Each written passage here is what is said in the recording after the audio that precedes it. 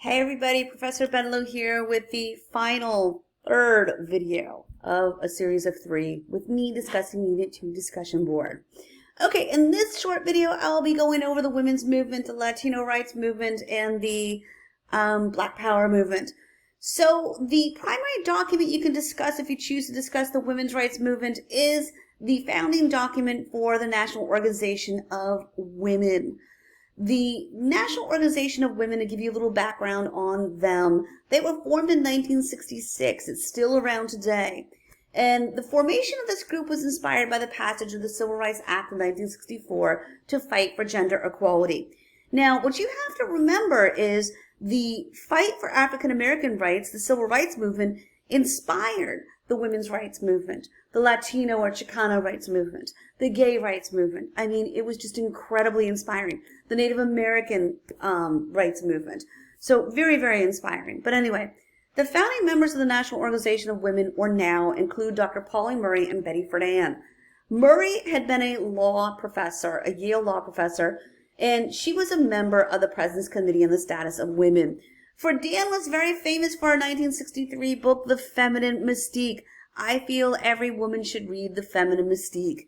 She was groundbreaking, and this is basically one of the founding and major pieces of the women's rights movement. Friedan surveyed women that had graduated from her alma mater, Smith College. She went to a college reunion. And back in the day, the theory was women were fulfilled as stay-at-home wives and moms. And she observed that this was not the case. She felt that most stay-at-home wives and moms felt that they were missing something, they were yearning for something, they wanted a career, etc. So she published her findings in this incredible book called The Feminine Mystique. Like I said, I think all women should read this. It's interesting because, I'm a very active person, and I don't know what to do quite almost when there's a break in between semesters. And I read The Feminine Mystique, when I was on a semester break. And I always relax every evening for like a half hour before I go to bed by reading. And, my husband and I are sitting on the couch. He's watching TV, and I'm reading The Feminine Mystique. And all of a sudden I went, oh, and he went, what? What's wrong? And I'm like, oh my gosh, you're never going to believe this.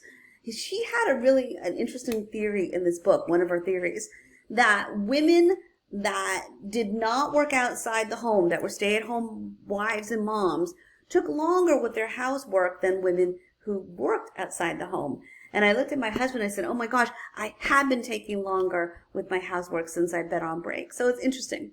One main flaw with Betty Friedan's work is that it mainly geared towards white middle-class women. All right, the second topic that we're going to go over tonight is the Chicano rights movement. Chicano rights movement, you're going to read an article regarding Cesar Chavez and the work of the United Farm Workers, and a portion of it is an interview with Cesar Chavez. So let's give you a little background on Cesar Chavez and United Farm Workers. Chavez was born in Yuma, Arizona in 1927. He learned about injustice at an early age because his father had been swindled out of land that they had been living on by unscrupulous whites. The Chavez family had to move to California, where Cesar was banned from speaking Spanish in school, and extremely prejudice is what he experienced. After completing 8th grade, Chavez had to drop out and become a migrant farm worker to support his family after his dad was hurt in an accident. 1962, Cesar Chavez and his friend Dolores Huerta formed the United Farm Workers. They are still around today, fighting for the rights of migrant workers.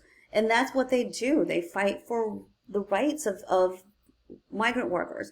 And in particular, they went on strike to protest the treatment of migrant workers by California table grape growers and lettuce growers. 1968, Chavez engaged in a 25-day hunger strike, which is just incredible. During that strike, Chavez was visited by Senator Robert F. Kennedy in a show of support. And years later, when Chavez engaged in another hunger strike, Kennedy's widow, Ethel Kennedy, visited him as a show of support. So very, very interesting.